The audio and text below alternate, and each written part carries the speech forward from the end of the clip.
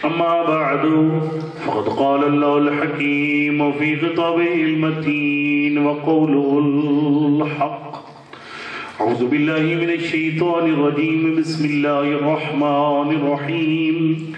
إنما المال والبنون فتنة. صلوات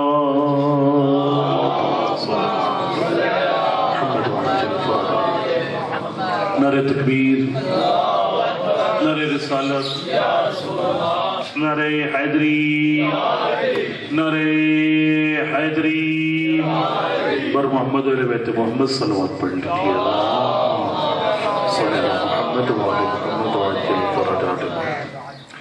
میں نے کل عرض کیا تھا آپ کی خدمت میں کہ معصوم نے کچھ کام ایسے بتائے ہیں کہ جو کام کرنے سے بچے کی تربیت کی زمین بنتی ہے. ایک صلوات پڑھی محمد علیہ بیت محمد کی ذات پہ.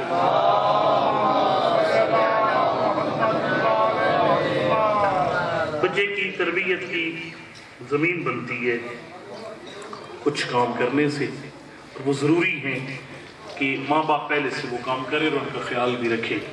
سب سے پہلی بات کی خدمت میں عرض کی تھی کہ بچے سے محبت کریں اور محبت کا اظہار بھی کریں، اور اس اظہار محبت میں پھر برابری کا لحاظ رکھیں. ہاں اگر کبھی دل چاہے کسی سے زیادہ محبت کے اظہار کا تو معصوم نے بیٹی کے ساتھ حکم دیا ہے. جی ہم الٹی گنگا بھائی ہوئی ہے نا، مطلب اچھی چیز بیٹی کو نرم چیز دیتے ہیں، لیکن فرمایا اگر اس میں کسی کے ساتھ زیادہ اظہار محبت کرنا ہے تو وہ بیٹی کے ساتھ کرنا. اس کے بعد خدمت میں عرض کروں کہ میں نے کل یہ بھی عرض کیا تھا کہ دوسری بات جس کا خاص خیال رکھنا ہے ماں باپ نے کہ ماں باپ کے قول اور فعل میں تضاد نہ ہو، کہیں کچھ اور کرے یہ نہیں ہونا چاہیے. یہ بہت خطرناک ہے. بچہ کبھی تربیت نہیں پائے گا جس کے ماں باپ کا کردار کچھ ہے اور ان کی گفتار کچھ ہے.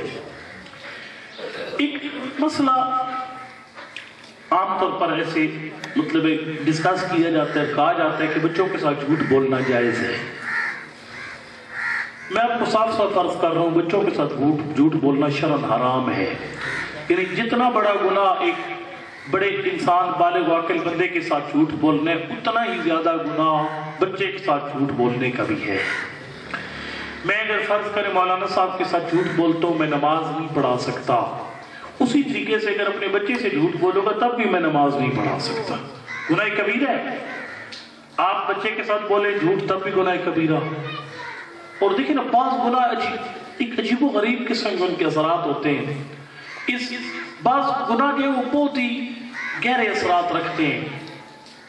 بہت سارے گناہ ہیں جن کی وجہ سے معصوم فرماتے ہیں رفتہ رفتہ ایمان جاتا ہے. گناہ کیا تو ایمان کا ایک حصہ رخصت ہو گیا، دوبارہ کیا ایک اور حصہ رخصت ہو گیا. جیسے ہے روایات میں کہ ایک بندہ دیندار نہیں ہے بس مالدار ہے خالی، اور یہ چلو دیندار بھی ہے، میں اس کی عزت کرتا ہوں فقط اس کے مال کی وجہ سے، جاگیریں دیکھ کر اس کی عزت کرتا ہوں. جب ایک دفعہ کھڑا ہوگا تو ایمان کا 1/3 ختم. جب دوبارہ اس بندے کی خالی جاگیروں کی وجہ سے اس کے لیے اٹھوں گا تو ایمان کا دوسرا حصہ ختم، اور جب تیسری بار اٹھے گا تو ایمان ختم. دیکھیں یہ رفتہ رفتہ ہے. حضرت امام خمینی رحمۃ اللہ علیہ برے کبیر انقلاب کے بارے میں نے یہ واقعہ پڑھا تھا کہ ان کی عادت تھی کہ جو بھی مہمان ان کے پاس آتا تھا تو وہ اس مہمان کو دروازے سے ریسیو کرتے اور دروازے تک واپس چھوڑ کر جاتے تھے، اور خود اس کو اپنے ہاتھوں سے کعوہ پیش کرتے تھے. تو شہنشاہ ایران کا وزیر اعظم آیا تھا بختیار حضرت امام سے ملنے کے لیے.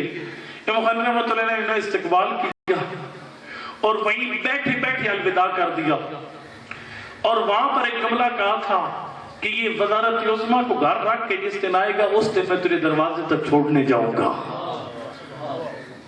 ایمان رخصت ہو جاتا ہے اگر ایک بندہ کسی جاگیردار عہدیدار کے عہدے خالی اس کو دیکھ کر کے اس کی جب عزت کرتے. یعنی کہنے کا مقصد میں نے مثال آپ کو دی کہ رفتہ رفتہ ایمان رخصت ہوتا ہے گناہ کی وجہ سے. ایک گناہ ایک حصہ لے جائے گا، پھر دوبارہ کریں گے پھر ایمان کا ایک اور حصہ وہ لے جائے گا اپنے ساتھ.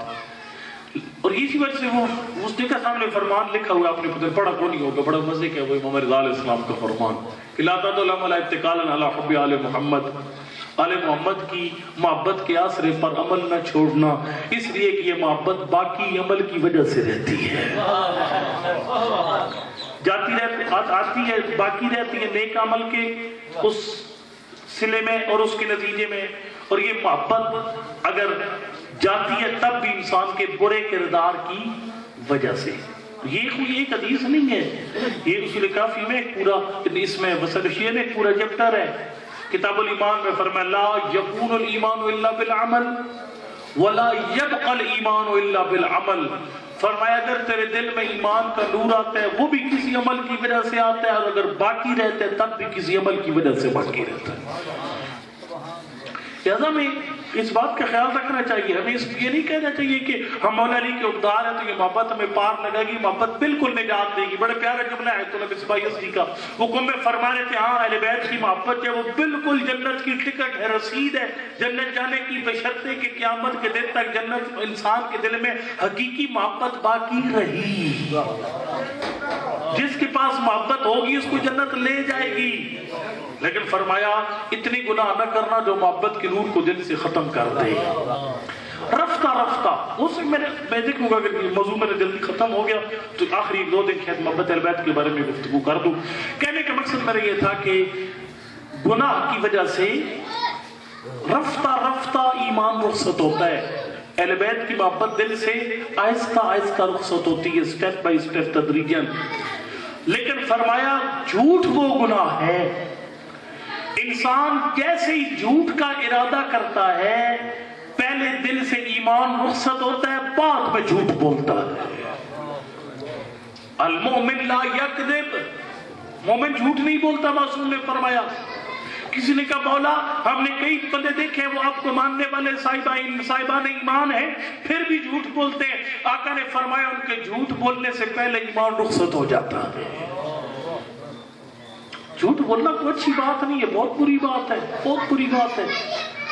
اب وہ میں یہی پڑھتا ہوں جسی میں ٹائم کافی گزر دے گا، میرا یہ مقصد نہیں تھا، میرے کہنے کا مقصد خالی یہ تھا کہ جھوٹ بولنا گناہ ہے، اور جس طرح ایک بڑے بندے کے ساتھ جھوٹ بولنا گناہ ہے اس سے زیادہ بڑا گناہ ہے چھوٹے بچے کے ساتھ جھوٹ بولنا، اس کے اثرات زیادہ ہے۔ میں بھی عرض کرتا ہوں آپ کو، پاک پیغمبر کے غلام ہے جس کا نام ابن ابی رافع ہے، ابن ابی رافع، اس نے نبی کی اتنی زیادہ دیر تک ان کے گھر میں خادم کے طور پر رہا کہ اس کے پورے خاندان کا لقب پڑ گیا تھا خادم الرسول۔ بڑے پھر دلچسپ واقعات آگے اس کے فیملی کے، ادھر جیسے بھی قیامتیں نہیں پھر بھی بہت ساری۔ اچھا قیامت خود مرحوم چلا گیا، باقی کوئی پیچھے قیامت والی کہانی کوئی نہیں ہے، سب دنیا ہی دنیا ہے، حقیقت ہے۔ وہ مرحوم قیامت کو واقعی یاد کیے کرتا تھا، لوگوں کو قیامت مجلس میں یاد کرواتے تھے۔ اچھا قیامت مرحوم واقعاً قوم کو قیامت یاد دلاتے تھے۔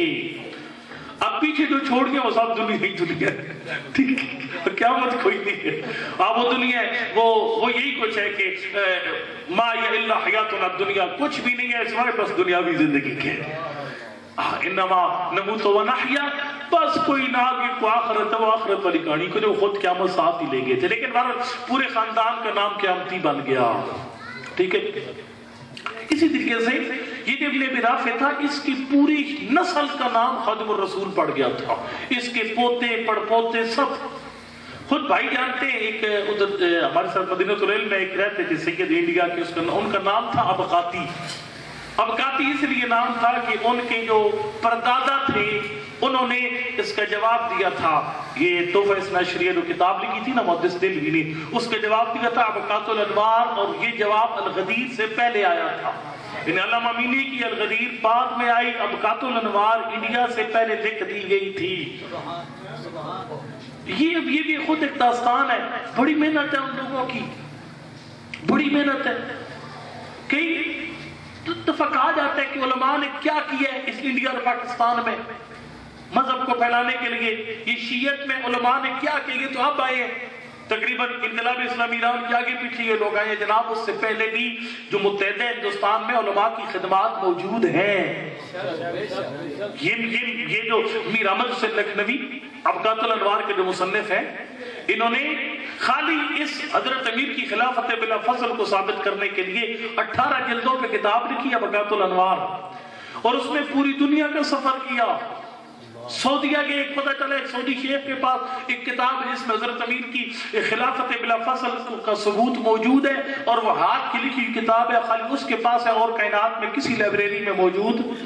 وہ جب ادھر پہنچے، یہ مکہ مدینہ شروع سے ہی ایسا تھا، وہ جب یہاں پہنچے تو ان کو پتہ کیا لوگوں نے کہا اگر آپ شیعہ عالم کے طور پر اپنے آپ کو پیش کریں گے، ایک شیعہ مجتہد اور آیت اللہ کے طور پہ پیش کریں گے تو وہ آپ کو کتاب نہیں دے گا، دشمن علی ہے ایک نمبر کا، نہیں دے گا آپ کو کتاب۔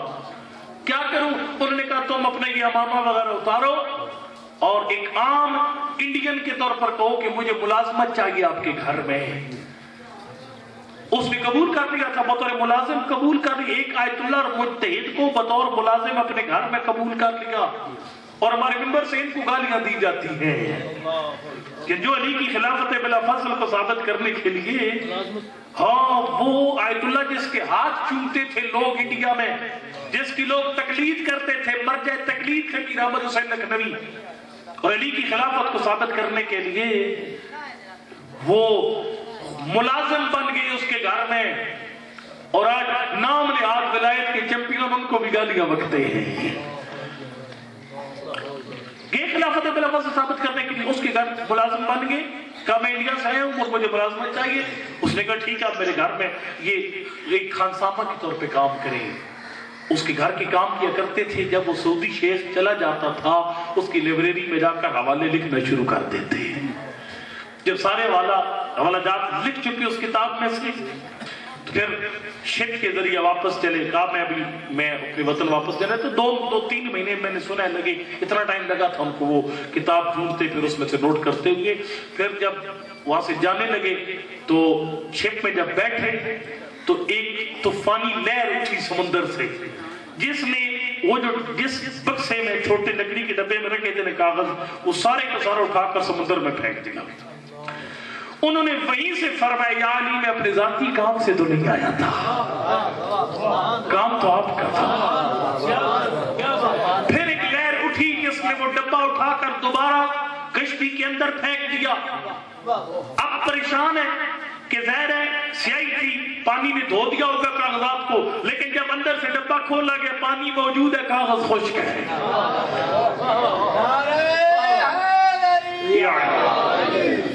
پورا خاندان ابقاتی ہو گیا، یہ ابن ابی رافع کا پورا خاندان خادم الرسول ہو گیا تھا۔ اور یہ ناراض میں سادات کی ذمہ داریاں زیادہ ہے، کیونکہ سید بیٹھے مجھے معاف کرنا، آپ کی ذمہ داریاں زیادہ ہیں، بہت زیادہ ذمہ داریاں آپ کی۔ ایک کتاب ہے مرحوم شیخ مفید الرحمہ کی تصحیح اعتقادات امامیہ، یہ تبصرہ ہے مرحوم صدوق کی کتاب اعتقادات امامیہ کے اوپر تبصرہ ہے ان کا۔ اس میں انہوں نے اس روایت کو لکھا ہے، انہوں نے فرمایا جو اولاد رسول ہے نا، نبی کے ساتھ نسبت کی وجہ سے اس کا کردار بن جاتا ہے قائدانہ، بندے اس کی طرف دیکھتے ہیں کہ شاہ جی کیا کر رہے ہیں میں بھی وہی کروں۔ اس قائدانہ کردار کی بنا پر فرمایا، آپ کے چھٹے امام نے فرمایا اگر سید نیکی کرے گا تو ثواب بھی زیادہ ہوگا، اور اگر شاہ جی کوئی پٹھا کام کریں گے تو عذاب بھی زیادہ ہوگا۔ اس کی وجہ یہ ہے کہ شاہ صاحب کو دیکھ کر دو چار اور بندے بھی نیک کام کریں گے اور ان کا ثواب بھی شاہ صاحب کے نام اعمال میں درج ہو جائے گا، اور اگر شاہ جی کو دیکھ کر کوئی بندہ گناہ کرے گا تو اس کا عذاب بھی شاہ جی کے کھاتے میں پڑ جائے گا۔ ابن ابی رافع غلام تھا، اس کا سارا خاندان خادم الرسول کے نام سے مشہور تھا، لیکن ایک اس کا پڑپوتا شکرانی نام کا وہ شراب کو منہ لگا بیٹھا، بری محفل میں بیٹھا اور شرابی ہو گیا، اور لوگ کہتے کیا تھے کہ خادم الرسول، جیسے میں نے کہا سارے قیامتی پوری پوجا سے لوگ کہتے تھے خادم الرسول شرابی ہے۔ آپ کے امام کو بڑا دکھ پہنچتا تھا چھٹے امام کو کہ میرے نانا کا نام شراب کے ساتھ کیوں بولا جا رہا ہے۔ آقا نے ایک دن فرمایا تھا شکرانی تو خادم الرسول ہے، اپنے مرتبے کو پہچان، تیرے نام کے ساتھ خادم الرسول جڑا ہوئے۔ فرمائنا الحسن حسن من کل احد ولکنہ من کا احسن والقبیح قبیح من کل احد ولکنہ من کا اقبح۔ فرمایا اچھا کام اچھا ہے، جو بھی کرے اچھا، لیکن تو کرے گا تو پھر بہت اچھا ہو جائے گا، برا کام برا، لیکن جب تو کرے گا تو حد سے زیادہ برا ہو جائے گا۔ اس نے کہا مولا کیوں؟ فرمایا لے مکانے کا منا، تجھے نسبت حاصل ہے میرے نانا محمد مصطفیٰ کے ساتھ۔ اس نسبت کا پاس رکھ. یہی ابن ابی رافع، یہی ابن ابی رافع جو اصل اوریجنل ابن ابی رافع جو خادم الرسول ہے، پہلے درجے میں جو خادم الرسول ہے. یہ چھوٹا سا بچہ تھا جب نبی اس کے گھر آئے اور وہ ضد کر رہا تھا ماں کے ساتھ، ماں میں نے تیرے ساتھ جانا ہے. بھی ماں کہہ رہی تھی بیٹا اگر تو آج میرے ساتھ نہ جانا جس جگہ میں جا رہی ہوں، گھر میں آج رہے تو میں تیرے ساتھ دانے کھجور واپسی پہ دوں گی. اچھا دیکھیں نا، یہ کھجور وہ ذاکر والی بات میں پڑھ چھوڑے تھے سن چھوڑیا، مجھے نہیں قدر تھی کھجور کی صحیح بات ہے. حج پہ گئے پھر مجھے پتہ چلا وہاں پر کھجور کھانے کو بڑا جی کرتا ہے. یعنی سعودیہ میں سب سے، بلکہ پوری عرب کنٹریز میں سب سے زیادہ پسندیدہ چیز کھجور ہے. ان کو منہ نہیں پڑتی کھجور. اور آپ کو ریٹ بتاؤں کھجور کا، وہاں پر ایک ایسی کھجور بھی تھی جو پاکستان کے کم از کم بھی 1200-1300 روپے کلو تھی، اور پاکستان میں 2300 روپے کلو ہے اس کا ریٹ. تو یہ کھجور جو ہے یہ بڑی چیز ہے وہاں پر. آپ یہ نہ سمجھے کہ کیا ہو گیا جی اس کی ماں نے کہہ دیا تھا. کھجور تو ان کے گھر کی بات ہے، سعودیوں کی عرب ممالک میں ہے گھر کی بات، لیکن اس کی ویلیو ڈاؤن نہیں ہوئی. حضرت فرمائے ابن ابی رافع کی ماں اگر یہ تیرے ساتھ نہ گیا اور تو واپس آئی، اس کو تو نے واقعاً 7 کھجور کے دانے دینے ہیں. اس نے کہا اللہ کا نبی جان چھڑا رہی ہوں بچے سے، مڑ کے اس کو یاد ہی کوئی نہیں رہے گا، یاد رہا تب کہ میں ٹرخا دوں گی اس کو. نبی نے فرمایا ابن ابی رافع کی ماں جو کچھ تو نے اپنے بچے سے کہا یہ جھوٹ بھی ہے اور حرام بھی ہے. بچے سے جھوٹ بولنا جائز نہیں ہے. اور اس کے اثرات بیان کیے، آپ کے چھٹے امام نے اس کے اثرات بیان کیا. آقا نے فرمایا اذا وعدتموہم ففولہم لِأَنَّهُمْ يَرَوْنَكُمْ أَنَّكُمْ تَرْزُقُونَهُمْ. فرمایا اپنے بچوں کے ساتھ جب کوئی وعدہ کرو تو وعدہ پورا کرو. وہ وعدہ کاری نہیں بچے کے ساتھ جو نہیں پورا کر سکتا، پورا کر وعدہ اپنے بچے کے ساتھ. اس لیے فرمایا وہ تجھے اپنا رازق سمجھتا ہے، وہ سمجھتا ہے کہ تو اس کا ولی نعمت ہے، تو اس تک نعمتیں پہنچاتا ہے، تجھے یہ سمجھتا ہے. فرمایا جب تو وعدہ نہیں پورا کرے گا وہ پھر تجھے اپنا رازق نہیں، ایک دھوکے باز انسان سمجھے گا. اور ظاہر دیکھو جی انسان اپنے ولی نعمت یعنی جس کی طرف سے اسے نعمتیں پہنچے وہ اس کی تو بات ماننے کو تیار ہو جاتا ہے، کہ دھوکے باز انسان کی بات ماننے کو تیار نہیں ہوتا. یہ غلط بات ہے. آپ جا رہے ہو وزیر بات بچے کہ ابا میں بھی جا رہا ہوں، یا بھائی میرے لیے کیا لے کر آؤ گے؟ آپ کہہ بیٹا میں تیرے لیے جہاز لے کر آؤں گا. اور آپ سے کیا آپ کو پتا ہو کہ میں نے کوئی نہیں لے کر آنا، تو رامی کو نہ غلط ہے، یہ نادرست ہے، نادرست ہے، یہ بات جائز نہیں ہے. مجھے بھی وہ بچی میری چھوٹی اس نے مجھے فون پہ اگلے دن بعد میں اس نے کہا بابا جی میری گڑیا لے کر آنی ہے. میں نے کہا نہیں لے کر آؤں گا. اس نے کہا کیوں صاف سیدھی صاف نہیں کر دی. میں نے کہا کہیں محرم کے ایام میں میرے پاس ٹائم ہی کوئی نہیں ہے کہ میں آپ کے لیے گڑیا خریدوں. اب میں بالکل بیٹا میں آپ کے تھوڑی دیر روتا ہے تو بچے کو رونے دے، روتا ہے تو رو لے، کوئی بات نہیں ہے، لیکن اسے اتنا کنفرم ہوگا میرا باپ ہے سچا. بے شک اسے میری بے شک وقتی طور پہ دکھ پہنچے گا بچے کو کہ باپ نے صاف انکار کر دے، بیٹا میں نہیں لے کر آؤں گا، میرے پاس ٹائم نہیں ہوگا. دکھ پہنچے گا، روئے گا بچہ، لیکن یہ کہے گا میرا بابا ہے سچا. کردار میں تضاد نہیں ہونا چاہیے. یہ تربیت کی زمین بنائے گی یہ 2 باتیں. تیسری بات بچے کے احترام کا خیال رکھنا، یہ بہت ضروری ہے. احترام کا خیال، احترام میں بہت ساری چیزیں ہیں، بہت ساری چیزیں سے احترام میں آتی ہیں. سب سے پہلی چیز احترام میں آتی ہے کہ آپ بچے پہ سلام کیا کریں. چھوٹے بچے کو السلام علیکم کہا کریں، کیا کریں، سلام مصافحہ کیا کریں. پاک پیغمبر جو ہے وہ کئی اہم ترین محاذوں پہ جا رہے ہوتے تھے اور جب بچوں کے پاس گزرتے تھے باقاعدہ بچوں کو سلام اور مصافحہ کیا کرتے تھے. آپ کو پتہ ہے، آپ خود اندازہ لگائیں نا، آپ 2 بندے کے ساتھ کھڑے ہوں، میں آؤں ایک کو سلام کروں دوسرے کو سلام ہی نہ کروں، اب کہ کیا خیال ہے اس کے دل پہ کیا گزرے گی جس کو سلام نہیں کیا، اور اس کے ذہن میں کیا ہے کہ جس کو سلام کیا اس کو شخصیت ملے گی. وہ سمجھے گا بھئی میں کچھ ہوں، بھئی یہ مولوی صاحب نے مجھے سلام کیا ہے آقا. تو بچے کو شخصیت ملتی ہے اس طریقے سے. جب آپ بچے کو سلام کرتے ہیں بچے کو شخصیت ملتی ہے، اور جب شخصیت مل جاتی ہے نا پھر آپ کے معصوم امام کا سنہرے حرفوں میں لکھا جانے والا کلام ہے.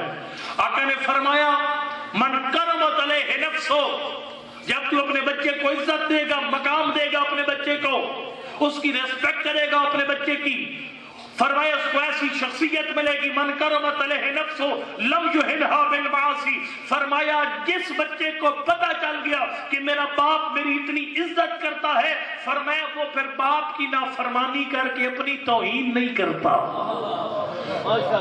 من کرمت علیہ نفسہ لم یہنھا بالمعاصی۔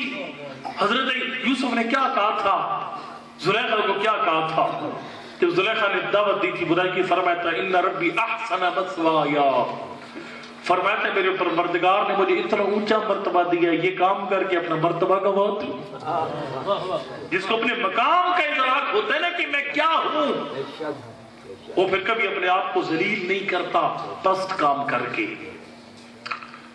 عام طور پر ایک دیکھا گیا ایک چیز کے بچے نے کوئی چیز مانگی، کچھ کہا اور باپ نے بھرے مجمع میں اس کو بے عزت کر دیا یا اس کو لگا دی دو چار، یہ خطرناک ہے، انتہائی خطرناک ہے۔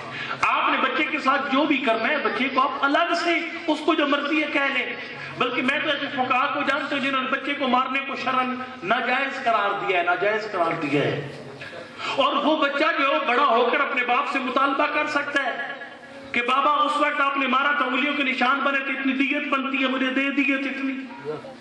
فقہا نے فتویٰ دیا ہوا ہے باقاعدہ، جو باپ اپنے بچے کو مارتا ہے وہ بچہ بڑا ہو کر دیت کا مطالبہ کر سکتا ہے باپ سے، قصاص تو چلو نہ سے لیکن دیت کا مطالبہ کر سکتا ہے کہ باپ انگلیوں کے نشان کی دیت ہے نا ہے۔ یعنی فقہ اہل بیت میں اگر میں اس طرح کسی کو مارتا ہوں انگلیوں کے نشان بن جائے تو اس کی دیت ہے، دیت کا مطالبہ کر سکتا ہے باپ سے۔ یہ مار نہیں کر، یا پرویز الہی مسکین کو کیا پتہ اس بات کا، یہ معصوم کا کلام ہے۔ پرویز الہی صاحب وہ اپنی اردو ٹھیک کر لے تو بڑی بات ہے، یہ ان کا کام نہیں ہے، یہ معصوم کا کلام ہے، معصوم کا کلام۔ معصوم نے فرمایا مار نہیں پیار، پیار اصل ہنر ہے۔ طبیعی نجد کل محبوب مسموع الکلام، فرمایا یہ قدرتی سی بات ہے، بندہ جس سے محبت کرتا ہے پھر اس کی بات کو رد نہیں کر سکتا۔ اپنا عاشق بنا دے اپنے بچے کو، اپنا حبدار بنا دے اپنے بچے کو، کامیاب ہے۔ بچے کو سریعام بھرے مجمع میں، چھوٹا بچہ ہی صحیح بے شک، اس کو مارنا ہے، اس کی توہین کرنا نادرست ہے۔ مولا متقیان نے فرمایا من ہانت علیہ نفس فلا ترجو خیرا، فرمایا جس بندے کی توہین کر دی تو نے، اس کی عزت نفس کو بچہ بھی مجروح کر دیا، پھر اس سے کسی خیر کی توقع نہ رکھ، اسے شر سرزد ہوگا۔ یہ ایک توہین کئی بندوں کو عامر بنا دیتی ہے۔ میں نے خود پڑھا تھا کتاب میں کہ یہ جو صدام ملعون تھا یہ بہت بڑا ڈکٹیٹر آدمی تھا، اور اس کی ڈکٹیٹرشپ کی وجہ یہ تھی اس کا سوتیلا باپ اس پہ ظلم کرتا تھا، اس کی توہین کرتا تھا، اس کے ریئیکشن میں وہ جابر بنا۔ عالم محمد سے بڑا ہمارے نفسیات کوئی نہیں ہے۔ مولا متقیان کا بڑا پیارا کلام فرمایا من تکبر و تجبر فانما هو من ذل یجدہ من نفسہ، فرمایا جب بھی کوئی بندہ ڈکٹیٹر بن جاتا ہے، جب بھی کوئی بندہ متکبر بن جاتا ہے، فرمایا اصل میں اپنی اندر کی کوئی پستی چھپا رہا ہوتا ہے۔ یہ پستی ہو سکتے ماں باپ اس کو دے، بچے کی توہین کر کے بھرے مجمع میں یہ پستی ماں باپ اس کو دے، اور وہ سمجھے کہ میں گھٹیا چیز ہوں، میرے باپ نے مجھے اتنے بڑے مجمع میں ذلیل کیا تھا، ماں نے مجھے اتنے بڑے مجمع میں بے عزت کیا تھا، میں ایک شاید پست چیز ہوں، پھر اپنی پستی کو چھپانے کے لیے وہ بڑا بننے کی کوشش کرتا ہے۔ بچے کے ساتھ بچے کو تو سمجھانا ہے، اور یہ بھی دیکھیں عالم محمد جیسا کون مارے نفسیات ہے۔ مولا متقیان نے فرمایا بچے کو سرزنش کرنی ہے تو زیادہ نہ کر۔ مثال یہ کہ بچے نکل ایک دفعہ کہتے بیٹا یہ کام اس طرح نہ کر، یار غلط بات ہے، آپ وہاں پر گھنٹے کی تقریر کریں گے اثر نہیں ہوگا، اس کا منفی اثر ہوگا گھنٹے کی تقریر کا۔ معصوم فرماتے ہیں کیسے؟ آقا فرماتے ہیں کثرت الملامت تشب نیران اللجاج، فرمایا جب بار بار اس کو برا بھلا کہے گا نا، بچے کو بار بار برا بھلا کہے گا، فرمایا کثرت سے ملامت اور سرزنش کرنا یہ اس کو ضد اور ہٹ دھرمی پہ تیار کر دے گا۔ لیکن آپ مجھے ایک دفعہ کہیں گے نا مولانا آپ نے غلط کی ہے، میں کہوں گا واقعی یار سوری مجھ سے غلطی ہوگی، جی آپ نے بالکل غلط کی ہے، آپ نے کیوں غلط کیا؟ میں کہوں گا ٹھیک کیا ہے۔ یہ قدرتی بات ہے، ہاں اس میں مطلب ایک دو بار اس کو سمجھائے کہ بیٹا یہ آپ غلط کر رہے ہیں، آپ کا کام ٹھیک نہیں ہے۔ بلکہ معصوم نے تو طریقہ ہی اور بتایا، معصوم نے بچے کو روکنے کا طریقہ ہی اور بتایا، بڑا پیارا طریقہ ہے، زبردست، میں نے اس کو آزمایا ہے، آؤٹ کلاس طریقہ ہے، بہت پیارا طریقہ۔ وہ طریقہ پتہ کیا ہے؟ فرمایا تلویح ذلت العاقل امضی من عتابہ، فرمایا عقل مند بندے کو جھڑکنا، سرزنش کرنا یہ اتنا اثر نہیں رکھتا جتنا اس کو اشارے اور کنائے میں سمجھانا اثر رکھتا ہے۔ اشارے کنائے میں سمجھانا، جس کو پنجابی میں کہتے ہیں نا کہ آکھن دینو تو سمجھانا نو نو، سمجھ آئی نا بات کی؟ اس کا زیادہ اثر ہے۔ معصوم نے فرمایا اگر تیرا بچہ بے نماز ہے اس کو یوں نہ کہے تو نماز کیوں نہیں پڑھتا، یہ نہ کہے اس کو تو ایسا ہے، تو فرض کر یزید کا سپاہی ہے، یہ نہ کہے اس کو اس طرح کہے یار فلاں میرے ایک دوست ہے اس کا بچہ بڑا نمازی ہے۔ کتنے خوش نصیب ماں باپ ہے جن کے بچے نماز پڑھتے ہیں۔ میں نے اس کو گھر میں خدا جاتا، میں نے گھر میں اس کو آزمایا ہے، میں نے اس کو گھر میں آزمایا، اس کو گھر میں آزمایا۔ میرا جو چھوٹا بچہ ہے نا، درمان قاری صاحب جانتے ہیں نا، وہ ذرا جو ہے نا فوجی ذہن کا بچہ ہے، فوجی ذہن والا ہے نا، وہ کہتا ہے میں نے بننا بھی فوجی جرنیل ہے، تو لیکن یہ ذہن ابھی تھا اس کا فوجی ہے تقریباً، دین سے کافی سارا دور تھا، چھوٹا سا 10 سال کے۔ میں نے خود پر پریشان تھا کہ بچہ دین سے کافی دور ہے۔ میں نے یہ روایت پڑھی جس میں مولا نے فرمایا کہ بچے کو اشارے اور کنائے میں سمجھا، سیدھا نہیں اشارے کنائے میں۔ خدا نے میں نے اس کے ساتھ بات کی، میں نے کہا یار دیکھو ہمارے آغا محی الدین صاحب جو وہ کتنے خوش نصیب ہیں۔ اس نے کہا بابا کیوں؟ میں نے کہا ان کا بڑا بیٹا بھی نمازی، چھوٹا بھی نمازی، بڑا بھی دیندار، چھوٹا بھی دیندار۔ اب وہ بچہ قرآن پورا کر کے حفظ قرآن کی طرف جا رہا ہے۔ ہماری فیملی میں مشہور تھا کہ یہ بچہ بے دین ہوگا، سارے کہتے تھے اس کو نفرت ہے، اس کو نہ نماز اچھی لگتی ہے، نہ قرآن اچھا لگتا ہے، نہ روزہ، حتیٰ کہ ماتمداری بھی مجلس کچھ اچھا نہیں لگتا اس کو۔ لیکن وہ بچہ ابھی دین کی طرف کافی حد تک راغب ہو چکا ہے۔ شام کو میں نے فون کیا تو ایسے ماں کو کہہ رہا تھا کہ اس وقت مجھے کچھ نہیں کہنا، میں ابھی تازہ تازہ نماز پڑھ کے آیا ہوں۔ آپ یہ تجربات ہے، میں اپنی تعریف نہیں کر رہا، تجربات ہے، میں نے آپ کو بتایا ہے کہ وہ بچہ دین سے بہت دور تھا، میں خود پریشان تھا کہ یہ بچہ دین سے اتنا دور کیوں ہے۔ کہنے میں سے اشارے اور کنائے میں سمجھا، اور یہ سیرت معصوم ہے، حتیٰ کہ بڑے بندے کو بھی اشارے اور کنائے میں سمجھانا چاہیے، اشارے اور کنائے میں۔ میں خدمت میں آپ یاد کروں کہ آپ نے واقعہ سنا ہے، کئی بار سنا ہے کہ حسنین شریفین وضو فرما رہے ہیں، بابا جی کا وضو غلط تھا، لیکن اب مولا نے سیدھا نہیں کر رہا کہ بابا تیرا وضو غلط ہے، سیدھا کہا نہیں، سیدھا کچھ نہیں کہا اس کو۔ ان کو کہا بابا جی ہمارا وضو دیکھیں، اگر غلط ہے تو اس کی اصلاح کر دیں، مطلب جس کا غلط ہے اس کو ٹھیک کر دیں۔ بابا جی نے دیکھا ان دونوں بچوں کا وضو لمحہ بلمحہ ہو بہو ایک جیسا ہے۔ بابا جی سمجھ گئے، فرمایا تمہارا عرض کیا تمہارا وضو ٹھیک ہے، مجھے اپنی وضو کی غلطی کا پتہ چل گیا۔ تبلیغ اشارے اور کنائے میں، ناراض نہیں ہونا۔ میں معافی چاہتا ہوں، آپ الحمدللہ اچھے لوگ ہیں، کئی دفعہ ہوتا ہے جناب میں ایک جگہ پڑھ رہا ہوں محرم، ان کا دل کرتا ہے میں سیدھی ڈانگیں ماروں لوگوں کے سروں پہ، لیکن مجھے تو پتہ ہے کہ میں ان کے سامنے جواب دے نہیں، میں تو جواب دے ہوں 14 معصوموں کے سامنے جواب دے ہوں، میں مولا متقیان کے سامنے جواب دے ہوں، جنہوں نے فرمایا تھا پاک پیغمبر کیسے تبلیغ کرتے تھے۔ فرمایا قد احکم مراحمہ وقد احما مواسمہ، نہج البلاغہ میں فرمایا لکھے اپنے ابی طالب نے، فرمایا پاک پیغمبر کوشش کرتے تھے پہلے زخم پہ مرہم لگائیں، پہلے مرہم لگا کر اس زخمی جگہ کو بدن کا حصہ بنانے کی کوشش کرتے تھے، لیکن وہ بے شک وہ جڑی پھینکتا تھا سر پر، گندگی پھینکتا تھا سر پر، خاتون پھینکتی تھی، کوشش کرتے تھے کہ جو زخم ہے نا اس میں مرہم لگا کر اس کو بدن ایمانی کا حصہ بنا دیں، لیکن جب دیکھتے تھے کہ بندہ عمر ابن عبد ود بن چکا ہے، اور یہ ایمانی بدن کا حصہ بننے کے قابل نہیں رہ گیا، اب یہ ناسور اور کینسر بن چکے ہیں، اس وقت فرمائے قداہما مواسمہ، پھر نبی نے اس طرح تیار کیا ہوتا تھا، ناسور کو کاٹ دیا کرتے تھے، من لہذا القلب کہہ کر ناسور کو کاٹ دیتے تھے، لیکن نبی پہلے جوڑتے تھے، جو نہ جوڑتا تھا اس کو پھر توڑتے تھے۔ ہمارے پاکستان میں یہ ہے کہ وہ کئی لوگ بریف، مجھے تو کوئی بریفنگ نہیں ہے، مولانا صاحب میرے بھائی ہیں، بڑے قابل احترام ہیں، ان کے ساتھ بات کرنے کا بھی ٹائم کوئی نہیں ملتا مجھے آ کر کے، نہ آتے ہوئے نہ جانتے ہوئے، لیکن عام طور پر بانیان ڈکٹیشن دیتے ہیں، قبلہ صاحب وہ فلانے لوگوں نے روال کر کے کھریگا سنانے جانا، یہ کوئی کمال نہیں ہے، لیکن یہ حقیقت ہے، یہ کمال نہیں ہے، یہ سوچنا چاہیے، پڑھنے والے کو خود کو سوچنا چاہیے۔ مجھے اگر کو کہے نا اے ذرا دب کے تبلیغ کرو، میں ٹھوک کے فضائل پڑھ دیتا ہوں، کوئی کہے نا اے ذرا مولوی صاحب کھلے کے فضائل میں تو تبلیغ شروع کر دیتا ہوں۔ بانی جو ہوتے ہیں نا عام طور پر وہ اپنی اندر کی آگ ہوتی ہے، وہ پھر وہ صاحب وہ ٹھنڈا کرتے ہیں اپنی ذاتی، وہ بھی ذاتی آگ بھی ذاتی مذہب کی نہیں ذاتی آگ ہوتی ہے، وہ پھر دور کرتے اس طریقے سے، وہ میرے مخالف نماز نہیں پڑھتا، میں ذرا 2-4 رکعت نماز پڑھ لیتا ہوں، تو ذرا جب یہ بے نمازوں کو رگڑا جائے گا نا تو یہ ساری ہٹ ہوگی اس پر۔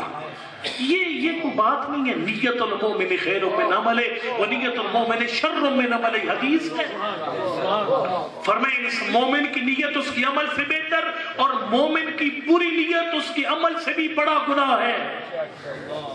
برے کام کی نیت برے کام سے بڑا گناہ، اور اچھے کام کی نیت اچھے کام سے بڑا گناہ۔ آپ کے وہ قرات تبلیغ رہے ہیں اور اصل میں اپنی ذاتی بڑاس نکال رہے ہیں۔ ہمارے علاقے میں ہوا تھا، ایک صاحب جو تھے وہ بڑے علماء کے قریب اور بہت ہی جناب ہر وقت علماء کے آگے پیچھے، میں بھی 1-2 مجالس 3-4 مل سے ان کے پاس سالانہ پڑھا کرتا تھا، تو ایک دفعہ آگے مدرسے میں انہوں نے آ کر کہا کہ میں وہ نام لکھتا ہوں، کہا فلاں چیز میرے دین سے نکلوانی ہے۔ صاحب نے کہا بھی آپ جناب مقلد کس کے ہیں؟ انہوں نے کہا میں آیت اللہ سیستانی کا مقلد ہوں۔ توضیح لیا، جب توضیح آئی نا ان کا آیت اللہ سیستانی اس کو دین کا حصہ سمجھتے ہیں، آپ کیسے نکلوا رہے ہیں؟ انہوں نے کہا توضیح رکھے نا سائٹ پر، یہ علماء کو بھی رکھے سائٹ پر، میں جو علماء کے اتنا ابھی بنا ہوا میرے کوئی دلچسپی نہیں علماء کے ساتھ، میری اپنے چچا ذات کے ساتھ سیاسی مخالفت ہے، وہ جو کہ فلاں پارٹی میں تو میں فلاں پارٹی میں چلا گیا۔ یہ خطرناک چیزیں ہیں۔ مولانا نے فرمایا تلویح ذلت العقل امضى من عتابه، اشارے کنائے میں اگر سمجھائے گا اس کا اثر زیادہ ہوگا، اشارے اور کنائے میں۔ بہرحال کہنے کا مقصد ہے بچے کا احترام کا خیال رکھنا چاہیے، اور بچے کو اگر کوئی بات سمجھانی ہے اشارے، اور یہ خالی بچے کی بات نہیں، اوورآل بات ہے، اوورآل بات، آپ اشارے اور کنائے میں بات کہہ جائیں اس کا اثر زیادہ ہے، وہ زیادہ مس ہے۔ یہ کچھ تمہیدات تھی، کچھ ایسے کام تھے کہ جو بچے کی تربیت کی راہ ہموار کریں گے۔ بچے کا احترام، اس کو مجمع عام میں اس کی توہین نہ کرنا، مار پیٹ کا کام نہ کرنا مجمع عام میں، اگر کوئی 4 لفظ کہنے تو الگ سے کہہ دے، لیکن لوگوں کے سامنے بچے کو نہ کہیں الگ سے، اور اس میں بھی اس کو پھر ایک کام پر مطلب جتنا ایک دفعہ ٹوک دے لیکن اسی کام پر گھنٹہ تقریر نہ کرے، پھر ٹوکا دستی اپنا موضوع تبدیل کر دے، بیٹا جیسے نماز کے لیے یہ بہت بری بات ہے، آپ جو ہے وہ سپاہی اکبر کہ آپ کا نام اٹھنا بہت بڑا ہے، یہ کہہ کر فوراً موضوع بدل دے، ہاں بیٹا آج آپ کتنے بجے کالج کتنے بجے جا رہے ہو، کتنے بجے واپسی ہوگی، موضوع بدل دے، اس کو رگڑے نہیں زیادہ، جب بہت رگڑا دیں گے تو فرمائے کہ کثرت ملامت جو ہوتی ہے وہ ضد اور ہٹ دھرمی پہ تیار کر دیتی ہے اگلے بندے کو۔ گفتگو اپنے اختتامی مراحل کی طرف کہ ان تمہیدات کے بعد اب 2 مسئلے ہیں۔ سب سے پہلا کہ اولاد کی تربیت کا زمانہ کون سا ہے؟ ایک تو میں نے عرض کر دیا کہ بیسک زمانہ جب آپ شریک حیات کا انتخاب کرتے ہیں، شریک حیات کے انتخاب کے بعد اب باقاعدہ تربیتی کورس ہے، ایک معصوم نے تربیتی کورس، میں یوں کورس بہت اچھا رہے گا، ان بچے کی تربیت کا سلیبس اور نصاب کیا ہے، اور جو نصاب ہے وہ پڑھانا واجب بھی ہے، بتا رہا ہوں آپ کو، یہ جو سلیبس ہے نا، میں عرض کروں گا آپ کی خدمت میں، معصوم فرماتے ہیں یہ اپنے بچے کو پڑھانا ہر مومن پہ واجب ہے۔ وہ سلیبس کیا ہے؟ بچے کو وہ سلیبس پڑھانے کا ٹائم کیا ہے، کب شروع کرنا چاہیے، اور تیسری بات یہ ہے کہ پڑھانے کا طریقہ کیا ہے۔ میتھڈ آف ٹیچنگ، سلیبس اور time of syllabus, time table syllabus کے کیا ہے. یہ تین باتیں ایسی ہیں جو آنے والے دنوں میں انشاءاللہ گفتگو جن پہ کریں گے. اور یہ البتہ میں خدمت میں عرض کر ایک بات میں ایک کلی سی بات آپ کے سامنے عرض کر دوں کہ معصوم نے جناب بالکل میتھمیٹیکلی آپ کے بچے کی زندگی کو 4 حصوں میں تقسیم کر دیا ہے. آپ نہیں کہہ سکتے جی اور جی ہمیں سمجھ مولا میں تو سمجھ ہی کو نہیں آئی تھی، ہم نے کب بچے کے ساتھ کیا کرنا ہے. فرمایا نہیں، تیرے بچے کی زندگی کو 4 حصوں میں بانٹ کر ہر حصے میں تو نے جو جو کچھ کرنا ہے تجھے سمجھا رہے ہیں. پیدائش سے لے کر 7 سال، 7 سے 14 سال، 14 سے 21 اور 21 کے بعد یہ کل 21 سال، یعنی 21 سال کے بعد یہ 4 حصے ہیں آپ کے بچے کی زندگی کے. اس ہر حصے میں معصوم نے ایک خاص دستور عمل دیا ہے. میں آخر سے پیچھے آتا ہوں، پھر مسائل کا ٹائم ہو جائے گا. آخر سے پیچھے آتا ہوں. سب سے ہم عام طور پر ہمیں بچہ یاد آتا ہے کب 21-22 سال کے بعد جب اس کی شادی کر دیتے پھر بچہ یاد آتا ہے کوئی اس بچے کو کوئی نصیحت بھی کرنی ہے، کوئی سمجھانا مجھانا اس وقت یاد آتا ہے. پھر ہم اس کو کہتے ہیں کہ بیٹا سسرال کم جایا کر، بیوی کے ساتھ زیادہ دیر نہ بیٹھا کر، ہاں اس کی فرمائشیں زیادہ پوری نہ کیا کر، اپنی بہنوں کے گھروں میں بھی آیا جایا کر. اس وقت یاد آتا ہے بچہ. بچہ 21 سال سے اوپر ہو جاتا ہے. یہاں پر اللہ کے معصوم کا حکم ہے. معصوم نے فرمایا جب بچہ 21 سال کا ہو جائے گا پھر اس کا جو تو نے بنانا تھا وہ بنا دیا ہے، اس کو اللہ کے حوالے کر دے، اس کی زندگی میں مداخلت نہ کر. حدیث ہے باقاعدہ، شیخ مطہری رحمۃ اللہ علیہ نے لکھا، حدیث ہے باقاعدہ، لا تکسروا اولادکم علی آدابکم. فرمایا اپنی آپ کی جوان اولاد شادی شدہ ہو گئے، اپنے گھر کے مثال لیے، اس وقت فرمایا تم ان کو اپنے دور کے آداب کا پابند بناؤ. یہ کام نہ کرنا. فَإِنَّهُمْ مَخْلُوقٌ غَيْرَ زَمَانِكُمْ. آپ کو یہ بات ماننا چاہیے، آپ ایک اور دور کی پیداوار تھی، وہ ایک اور دور کی پیداوار ہے. اپنے پرانے آداب کو اس کو پابند نہ بناؤ. ہماری شادی تو ایسے ہوئی تھی، ہم شادی کے وقت اس طرح رہتے تھے، اس کو نہ بناؤ پابند اس کا. بلکہ فرمایا ہر روز اس کی زندگی میں ٹانگ بھی نہ اڑاؤ، اس کو ذات زندگی گزارنے دو. آخر وہ اس قابل تھا کہ اپنی نئی زندگی خاندان کو تشکیل دے، تب نے آپ نے اس کی شادی کی ہے، اس کو گزارنے دی اپنی زندگی. فرمایا خالی 2 موقعوں پہ اس شادی کے بچے کی زندگی میں مداخلت کر سکتے ہیں. ان يدخل في معصیت من معاصی اللہ او حقوق، جب وہ اللہ کا نافرمان ہو جائے، کوئی گناہ کرے تب مداخلت کرے، یا جب وہ آگ ہو جائے، آپ کا نافرمان ہو جائے، پھر اسے یاد دلائیں کہ بیٹا ہمارا آگ ہوگا تو جہنم جائے گا، اس وقت مداخلت کریں. اس کے علاوہ آپ اس کی زندگی میں روز روز مداخلت کریں گے تو ٹکراؤ ہوگا. فضل کیا میں 15 نمبر جلد میں روایت موجود ہے، پاک پیغمبر نے دعا دی، فرمایا رحم اللہ الابوین اعانا ولدہما علی البر. فرمایا اللہ ان ماں باپ پہ رحم کرے جو اپنے بچے کے فرما بردار بننے میں مدد کرے. راوی نے کہا مولا یہ کیسے بھی؟ آپ نے فرمایا اللہ ان ماں باپ پہ رحم کرے جو اپنے بچے کے فرما بردار بننے میں اس کی مدد کرے. فرمایا مراد یہ کہ یقبلا میسورہ و یتجاوزا عن معسورہ، جو وہ کام آرام سے کر سکتا ہے وہ قبول کر لیں، اور جو کام اس کے لیے کرنا مشکل ہے وہ اسے معاف کر دیں. اڑنا جائے کہ نہ تمہیں گالی کر، آپ پڑھیں گے اس پہ واجب ہو جائے گا، بچے پہ واجب ہو جائے گا، آپ تو کہیں گے اس پہ کرنا واجب ہو جائے گا. لیکن فرمایا یہاں پر نافرمانی کا امکان ہے. آپ جب بہت مجبور کریں گے وہ کہیں گے کہ میرا اپنا آزاد آدمی ہوں، میں نہیں کرتا، وہ جیسے آپ کو نہیں کرے گا نافرمان ہو جائے گا، اور اس پر آگ کے سارے احکام لاگو ہو جائیں گے. فرمایا اللہ ماں باپ پہ رحم کرے جو اپنے بچے کی مدد کرے فرما بردار بننے میں، جو وہ آسانی سے دے سکتا ہے وہ قبول کرے، اور جو اس کے لیے مشکل ہے وہ اسے معاف کر دے. کربلا مکتب تربیت، کربلا والے کامیاب تھے اس لیے کہ کربلا کی ماں نے بڑی پیاری تربیت کی تھی، بڑی پیاری تھی. کتنی کامیاب ماں تھی کربلا کی، جس ماں کے بچوں نے پورا 1 سال زندان میں گزارا، 1 سال پورا. کس کیفیت میں پورا سال زندان میں گزارا؟ کیفیت یہ تھی مشکور نے حکم دیا ہوا، مشکور کو حکم تھا ابن زیاد کا، یہ دونوں بچے میرے دشمن کے ہیں، امل مال بارد فلا تشرب، ماما ان کو پینے کے لیے ٹھنڈا پانی نہیں دیتا، اما قام الجید فلا تطعم، ماما ان کو کھانے کے لیے اچھا کھانا نہیں دینا۔ لیکن غلط پڑھتے ہیں کہ ایک دن حضرت مسلم شہید، اگلے دن بچے شہید، نہیں، ایک سال گزارا بچوں نے پورا، اس کیفیت میں سال گزارا، نہ ناشتے میں کوئی چیز دی جاتی، نہ دوپہر کے ٹائم کوئی چیز دی جاتی، جب رات کا وقت ہوتا، مشکور مومن تھا، بچوں کو پہچانتا نہیں تھا، 2 جو کی روٹیاں لے کر 2 گرم پانی کے جام لے کر آ جاتا، لیکن بچوں کی تربیت کتنی پیاری کی تھی ماں نے۔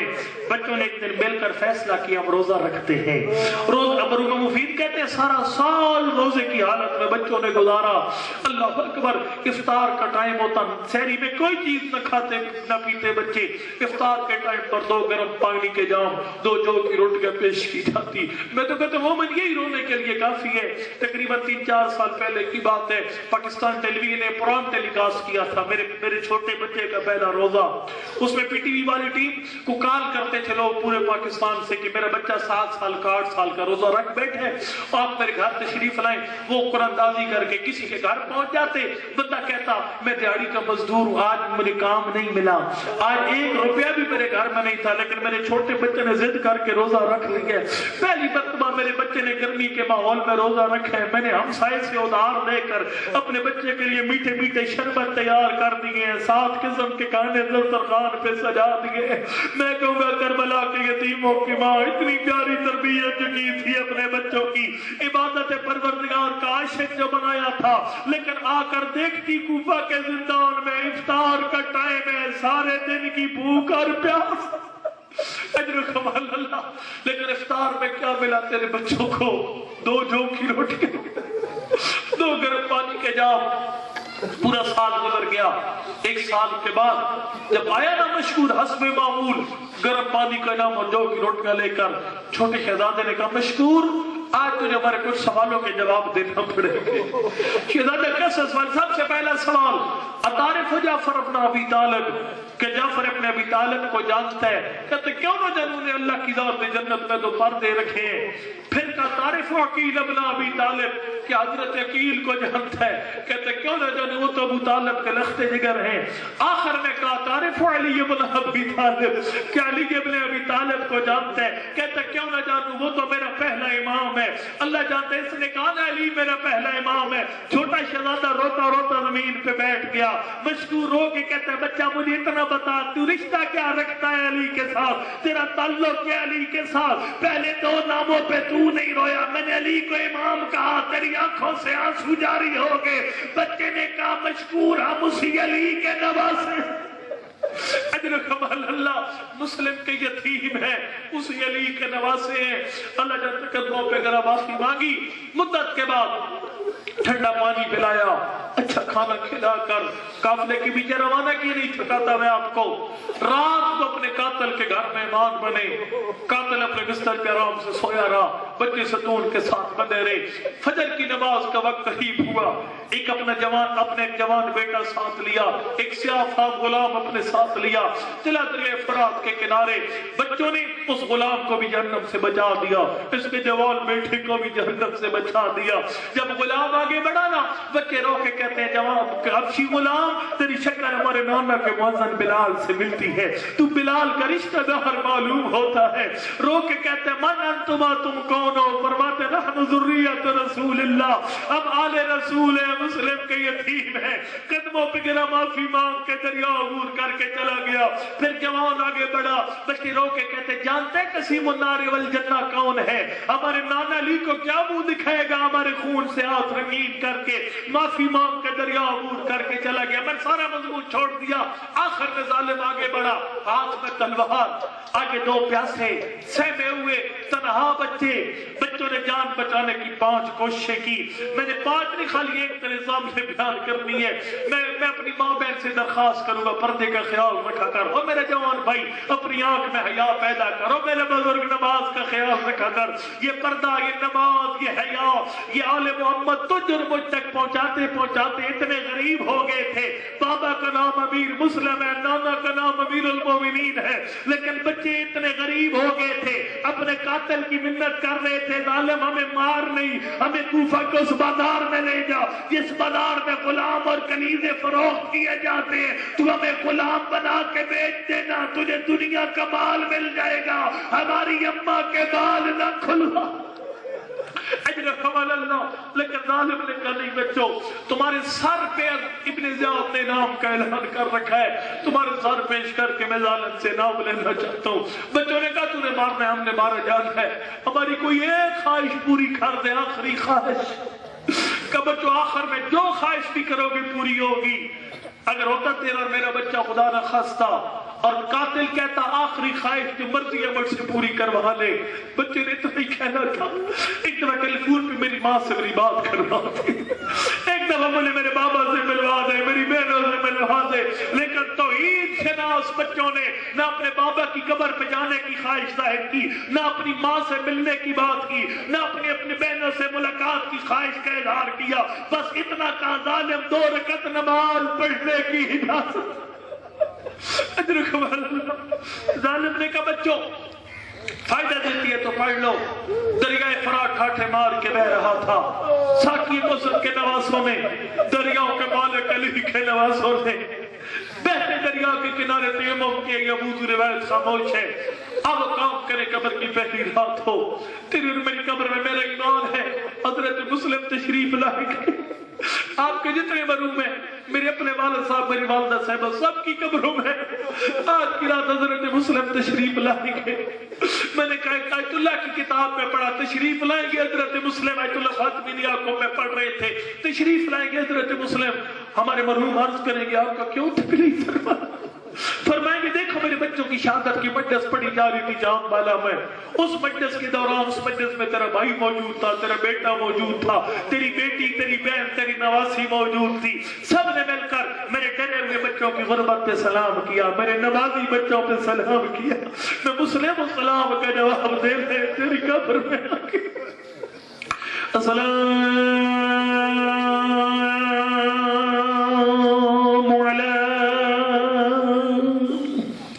حسین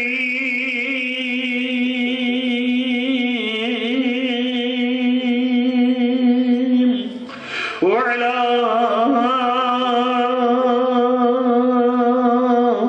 علی ابن